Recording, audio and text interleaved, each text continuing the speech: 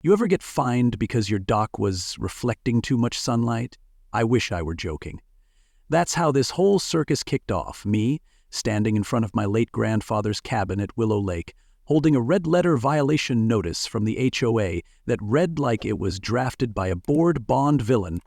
Unauthorized use of reflective surfaces. Apparently, the lake wasn't just for swimming and fishing anymore. It was also a passive-aggressive battlefield, and my dock was now a war criminal. I hadn't even unpacked my camera gear yet. One moment, I was picturing peaceful mornings with mist on the water and a beer in hand.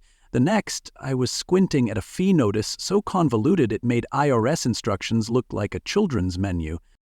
Leave a comment below and let us know where you're watching from. If you love wild, true-feeling stories packed with twists, justice, and just the right amount of HOA chaos, don't forget to hit that subscribe button. Tomorrow's story is even more jaw-dropping, and trust me, the surprises coming next, you won't want to miss them. Her name was Elisa Drake, and she marched down my gravel driveway like she owned it, clipboard hugged to her chest like a life preserver for people drowning in their own delusions. Mid-30s, sharp ponytail, and the kind of condescending smirk that suggested she'd majored in micromanagement and minored in making enemies. Behind her trailed two sidekicks, one nervously clutching a folder, the other wearing the same expression I imagine real estate agents make when they smell foreclosure. "Mr. Eli Granger?" she asked, like we were in a courtroom. I nodded, still holding the violation notice, and she immediately launched into a speech about community standards, property harmony, and something called aesthetic disruption. That's when I realized I wasn't dealing with a person, I was dealing with a performance. A one-woman HOA stage play. And unfortunately, I'd just been cast as the villain. I pointed to the dock. Old, weathered, built by my grandfather in 1972. That thing's been here longer than most of the plumbing. You're telling me it's suddenly a threat because the sun hits it at the wrong angle? Elisa didn't flinch. "The age of the structure is irrelevant," she snapped, voice sharp enough to cut bait line. "What matters is compliance. You inherited the property, which means you inherit the rules." That line hit like a slap wrapped in paperwork. Her delivery was polished, but her hands betrayed her. That clipboard? It was shaking, just slightly, but enough for someone like me, a photographer trained to catch subtle shifts, to notice. The guy behind her, who she later introduced as Dean, the HOA treasurer, looked like he wanted to be anywhere else. And the third woman? Never said a word, just stared at the dock like she was pricing it for demolition. Everything about them felt off, coordinated, rehearsed. Now, I don't rattle easy. Comes with the job. Years of shooting weddings, wildlife, even the occasional celebrity tantrum. You learn to stay composed when everything around you's unraveling.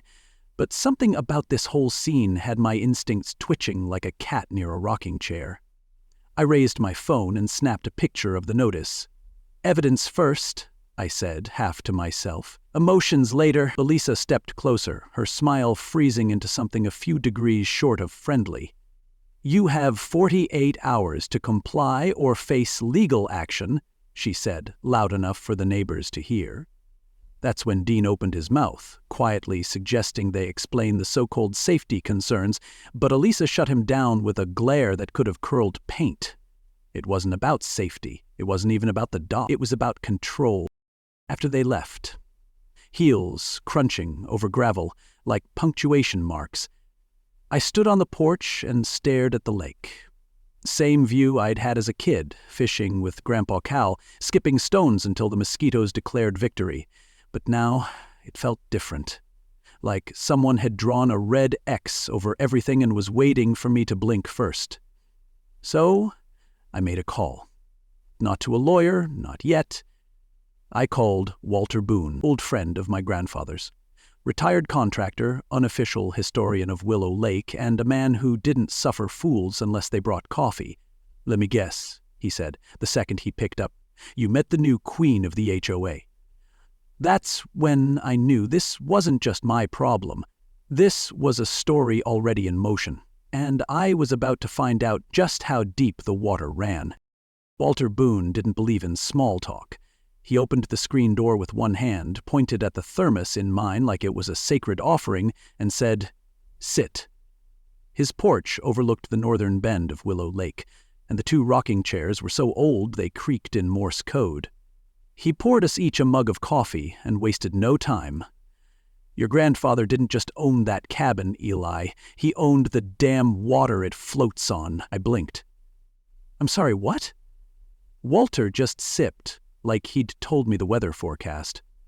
"Back in '72, before this place had mailboxes or rules, Cal Granger bought the entire lakeshore from the county. Pennies on the dollar, and the man wasn't dumb. He bought every legal hook he could attach to it. Water rights, mineral rights, lifetime lake access." I stared at him. He might as well have told me my grandfather was king of Atlantis. At first, I figured it was just Walter being poetic, but then he pulled out a folded, yellowed plat map from a fishing magazine and showed me my grandfather's name in big, bold ink, drawn across the entire curve of the lake like a signature on a symphony. He convinced other families to build cabins later, helped them pour concrete, even set up the old boat ramp before the HOA was a twinkle in anyone's tax-obsessed eye. I studied the map like it might sprout answers. If this was true, and I was starting to believe it was, then Alyssa Drake's clipboard campaign was built on a lie, or worse, it was built on ignorance. Either way, it was about to hit a wall. Walter leaned forward. "The HOA only came around in the late '80s. You know what it was for? Trash pickup and boat launch maintenance. Cal agreed to it to keep peace, but he never signed away his rights." The gravity of what he was saying sank in slowly, like a stone touching bottom. "So, technically, the dock's not just legal, it's sacred ground." Walter nodded. "You could say that. And if I were you, I'd find the original deed before someone else does." By the time I got back to the cabin, my brain was racing faster than my Civic. I skipped dinner, rolled up my sleeves, and descended into the basement like I was entering a time capsule. The air smelled like old cedar, mildew, and forgotten intentions. My grandfather had been many things: quiet, stubborn, and obsessively organized. The filing cabinets confirmed it. Labeled with military precision, each drawer marked by year, topic, and handwriting that looked like it had been taught in a one-room schoolhouse. It took hours, digging past tax records, hardware receipts, newspaper clippings about county meetings, but I finally found it. Tucked behind a box of tangled Christmas lights was a manila envelope marked "Lake Purchase. Important." I opened it, like it might explode.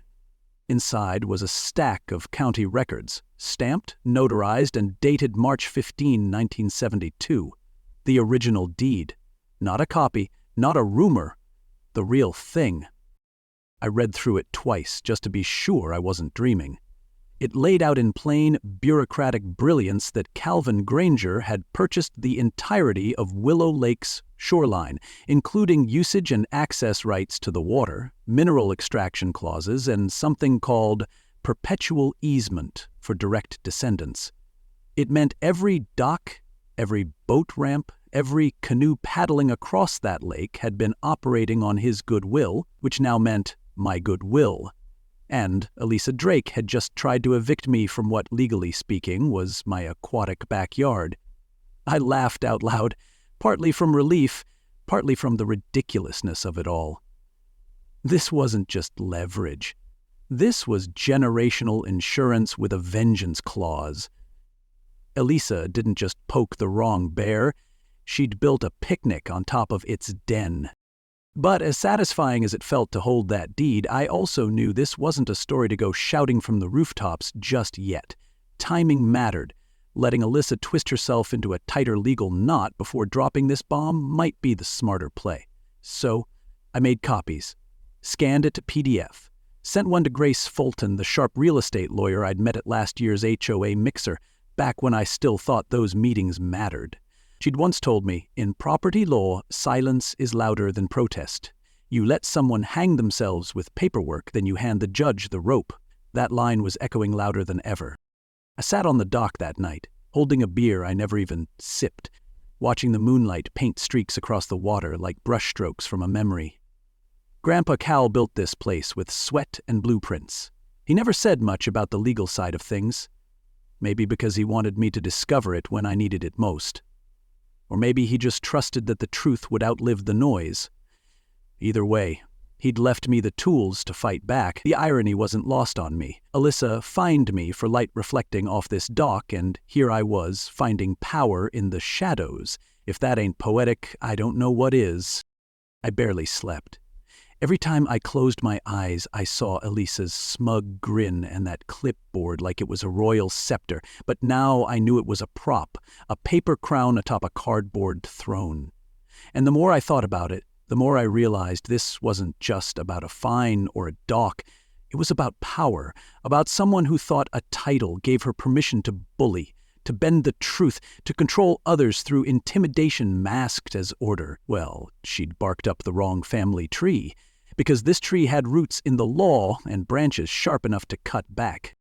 The next morning I met Walter again. He was already outside, sharpening a fishing hook like he was preparing for war. I handed him a copy of the deed, and his eyes lit up like Christmas. "Oh, damn," he muttered. "Cal really did cover every base, didn't he?" "And left it all to me," I said. "She messed with the wrong dock." Walter chuckled. "No, son, she messed with the whole lake." And just like that, I knew we were on the same page. I had my evidence, I had my history. What I didn't have yet was a plan. But something told me Elisa was going to write that part herself, and I'd be there, camera ready, to frame the moment. Because what's better than stopping a bully, watching them fall on the sword they sharpen themselves? And believe me, she was already holding the handle. Stay tuned.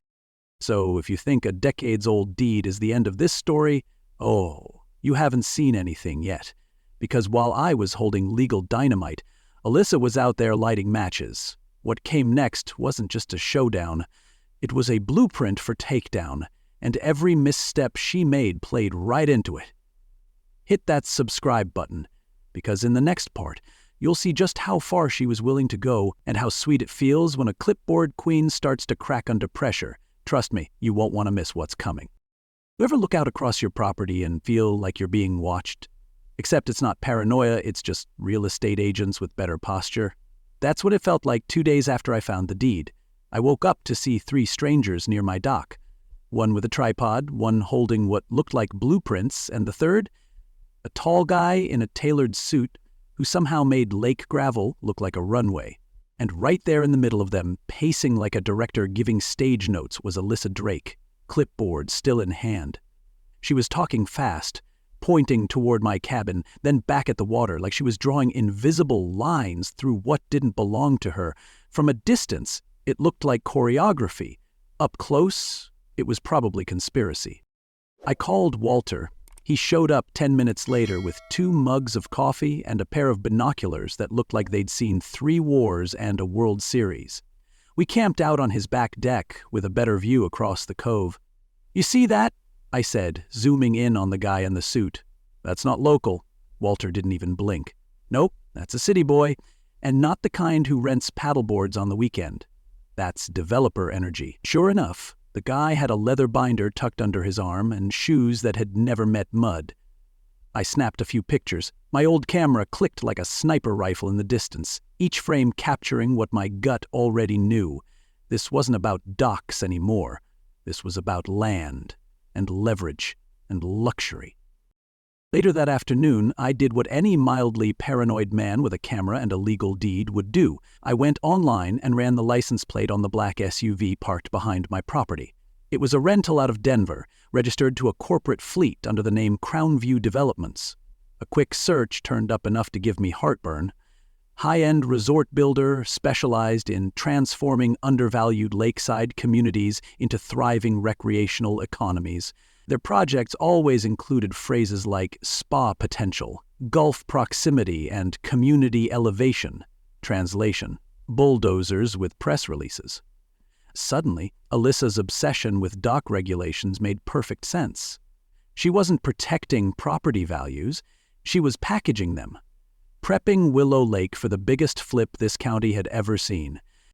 Walter and I spent the rest of the day connecting dots like a couple of grumpy librarians on a conspiracy podcast. Every new face at the lake lately? Contractors. HOA safety inspection. My foot. They were surveying the land, estimating costs, preparing for permits. And the dock fee? Just a foot in the door.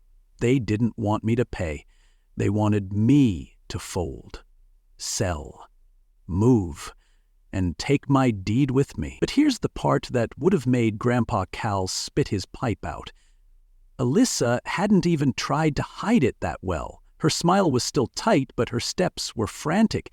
Every time she glanced at the guy from Crown View, she looked like someone trying to negotiate a raise while hiding a mistake. They were desperate for this deal to go quiet and clean. Unfortunately for them, I wasn't built for quiet, and nothing about this was going to be clean. By nightfall, I'd printed the photos, emailed copies to Grace Fulton, and started a brand new folder titled Resort Fraud Evidence. I labeled every image like I was prepping for trial. One showed a man from the HOA pointing toward my dock with what looked like a measuring stick. Another captured Alyssa in mid-gesture, clearly giving orders. But the best one, my personal favorite, was Blake Hollister, the Crown View rep, shaking hands with Dean Riker, the same guy who hadn't spoken a full sentence at the last meeting without Alyssa interrupting him. That handshake said everything. And suddenly the lake wasn't just water and fish and faded memories. It was property.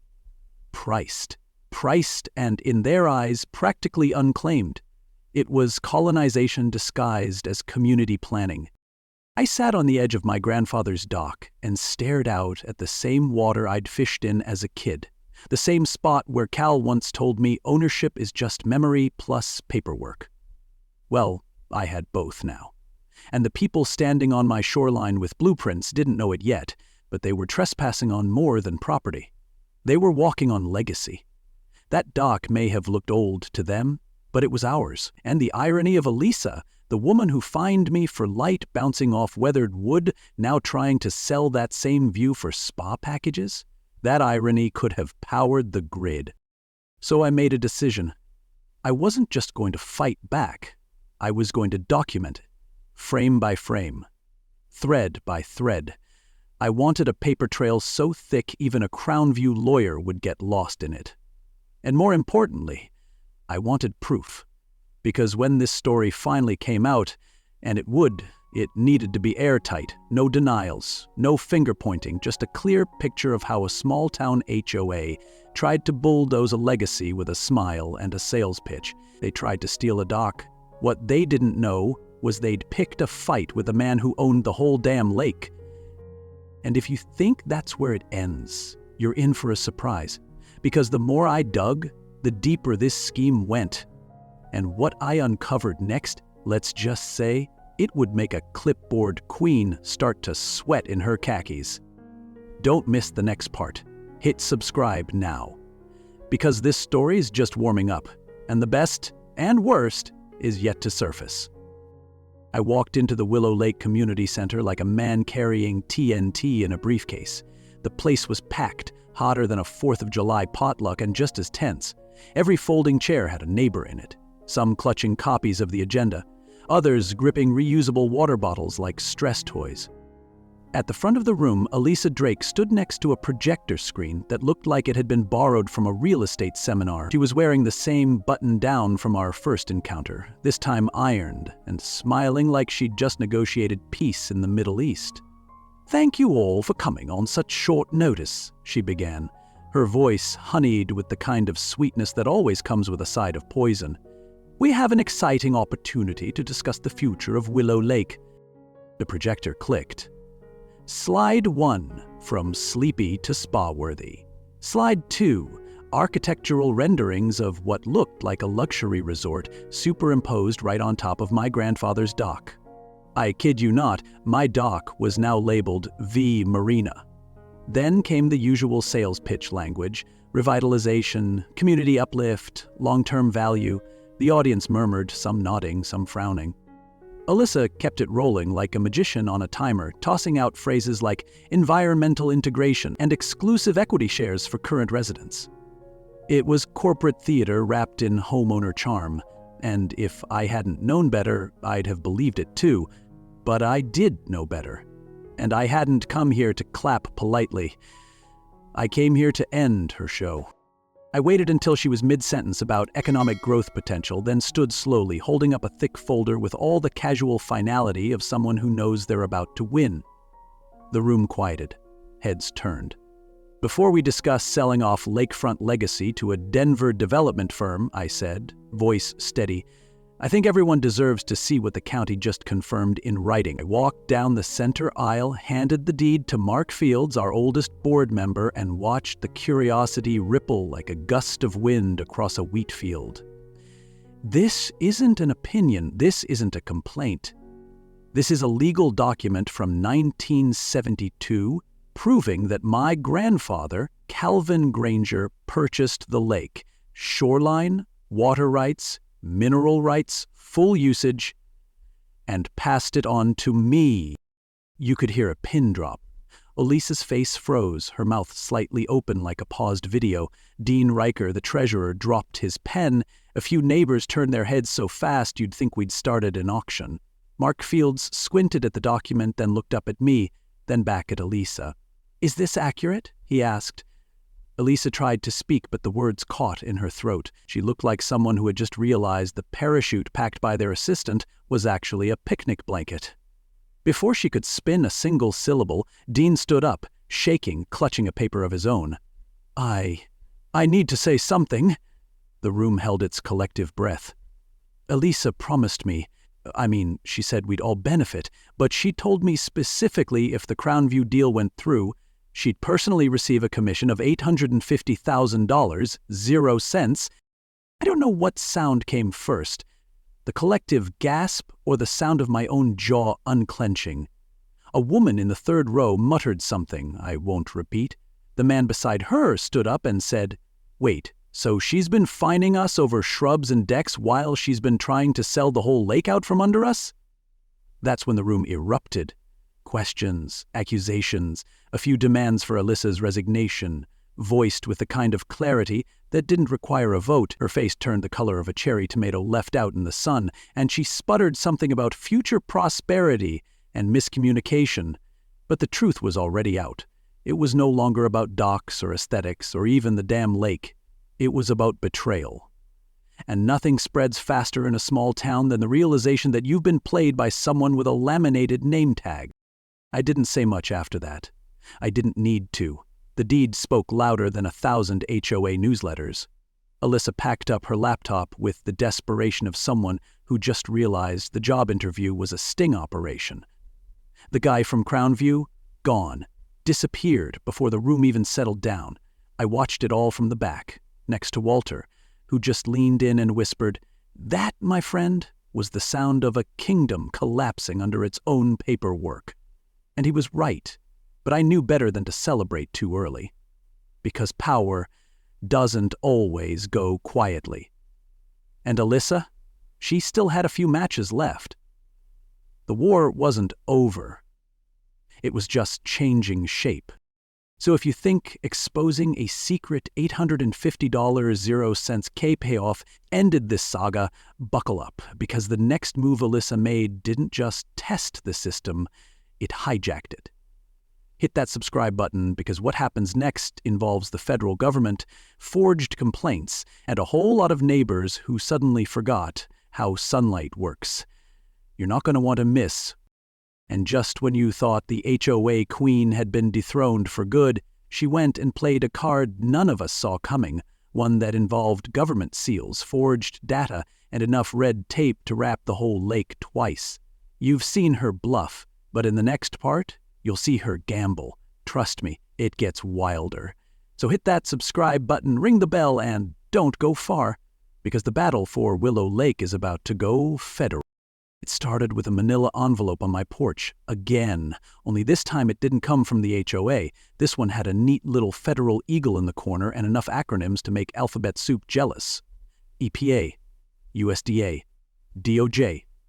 I thought for half a second it was junk mail from a very aggressive charity until I opened it and saw the headline, Notice of Preliminary Violation, Suspected Environmental Impact, Willow Lake Dock Structure. According to the report, my dock was responsible for something called localized hydrotoxic runoff.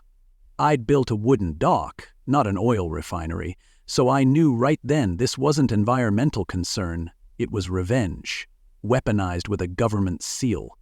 Alyssa was back, and this time she wasn't playing clipboard games, she'd escalated to bureaucratic warfare. Grace Fulton didn't even say hello when she answered my call, just, "Got the envelope yet?" I said, "Yes." She sighed like someone who's seen this dance before. It's the oldest, dirty trick in the book. When you lose in the court of public opinion, you file in the court of technicality. She's trying to bankrupt you with red tape, Eli. According to Grace, EPA complaints like this usually take months, even years to investigate, but somehow mine had landed with lightning speed, processed, flagged, and frozen in under 10 days. That meant no water access, no structural changes, and no legal movement on any of my property. "It's a freeze order," she said. "You so much as fix a splinter on that dock and they can hit you with fines." Elisa had taken the playbook, flipped it over, and used it like a club. If metaphor had mass, this was her dropping a government anvil on my lawn. But the thing about paperwork warfare is that it leaves a trail, and that's where Sam Devlin came in. Sam was an independent reporter who covered small-town corruption like it was a contact sport. He had a sharp pen, a sharper tie, and a voice like a late-night radio host who knew too much. Grace looped him in, and within 48 hours, he'd found more holes in that EPA report than a slice of Swiss cheese. For starters, the photos of algae overgrowth linked to my dock had shadows that didn't match the sun that day. Sam ran them through forensic software. They were AI-edited composites lifted from stock image sites and stitched together like a fake ransom note. The data tables were riddled with errors, and the named residents, 3 lake residents, flat out denied ever being contacted. "I've seen better forgery at a middle school art fair," Sam muttered. The kicker? I'd already filed an EPA notice myself, months ago. After I discovered the Crown View development plans, I'd quietly submitted a request for environmental review, warning that the resort project posed a risk to the lake's ecosystem. My paperwork was dated, time-stamped, and verified. Which meant Elisa's entire complaint wasn't just fake, it was also sloppy. She'd filed a federal attack against someone who'd already flagged the real danger, and if irony were a crime, she'd be doing 10 years in poetic justice prison. I sent Grace all my documentation. She smiled through the phone. "Well, well. Looks like someone brought a flamethrower to a fireproof fight." Still, the freeze order was real. Until the EPA untangled the mess, I couldn't touch the dock. Couldn't fish, couldn't swim, couldn't even fix the busted board Walter tripped over last week. I watched the lake turn quiet under its own kind of quarantine, like a living thing punished for something it didn't do. But something had shifted in me, too. This wasn't just about clearing my name anymore. This was about defending something deeper. My grandfather hadn't built that dock to be profitable. He built it to last. For family, for neighbors, for Sunday mornings and moonlight fishing and the smell of wet cedar after a storm. Alyssa had tried to turn it into a battleground. I intended to turn it back into a sanctuary. Not just for me, but for everyone who ever saw beauty in water that didn't need paving. The community started noticing too. Sam published his findings in a story titled, "HOA or Hostile Takeover, The Battle for Willow Lake."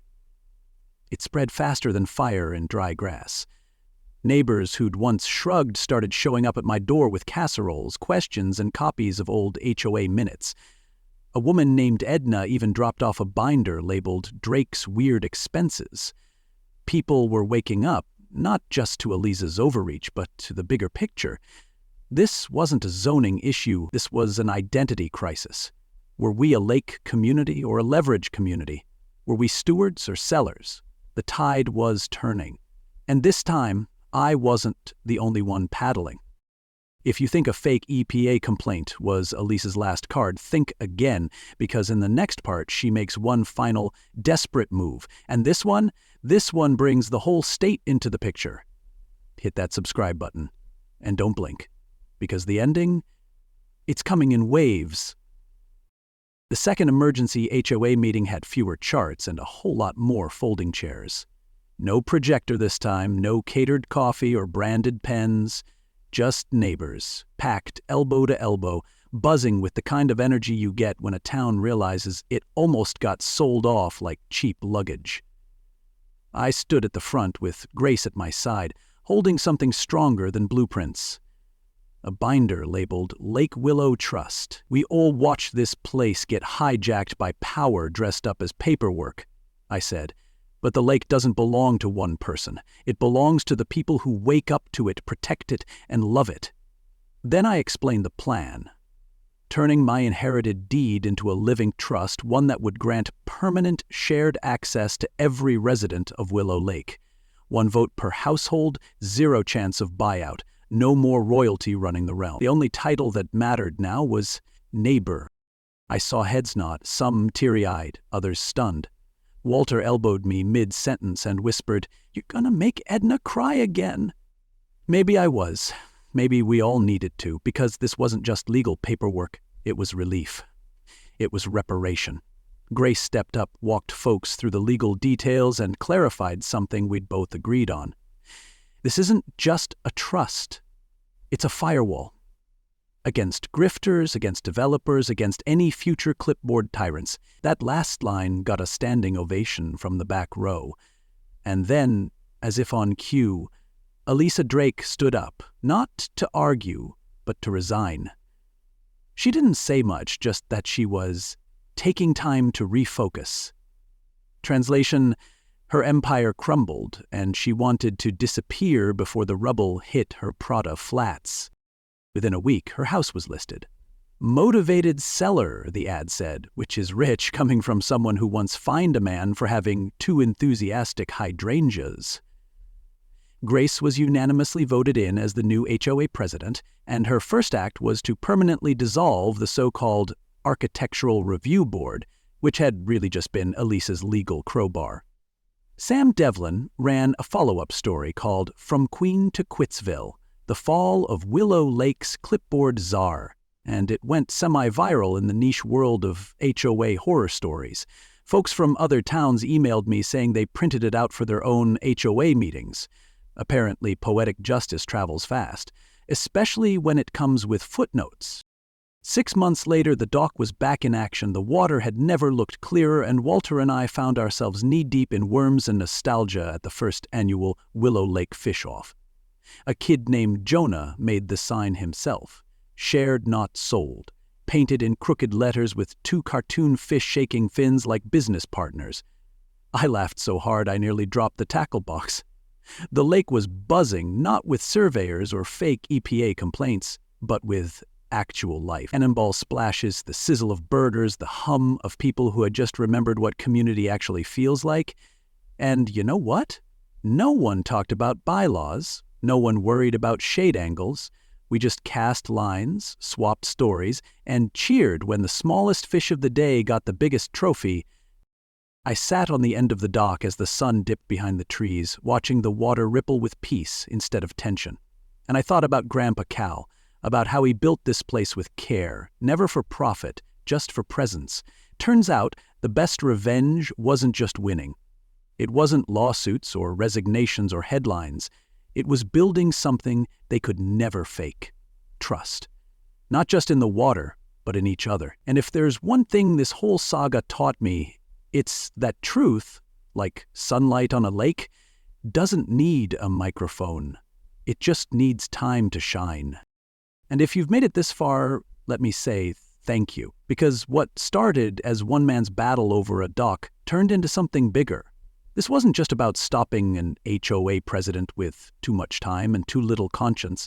It was about proving that legacy matters, that a lake isn't a spreadsheet cell, that neighbors, when told the truth, don't just wake up, they show up. In the end, I didn't need to outshout Alyssa. I just had to outlast her. Truth did the rest. We didn't build walls, we built a trust. And that's the part they never see coming. You can forge complaints, fake photos, rig meetings, but you can't manufacture real community. You can't clone the pride of protecting something worth passing down. So if this story left you thinking about your own little piece of the world, your front porch, your garden, that neighbor who still bakes too many cookies, hold on to it. Stand up for it, because sometimes the fight for something small turns out to be the blueprint for something much bigger. Now we want to hear from you. Drop a comment below. What part of the story hit home for you? Ever had your own run-in with an overreaching HOA? And hey, if this tale gave you a reason to smile, to think, or to stand a little taller, go ahead and like the video, subscribe to the channel, and tap that bell so you don't miss the next twist in the next wild, true feeling story. Because around here, justice doesn't just knock, it docks. And the next story? It's already rippling toward the shore.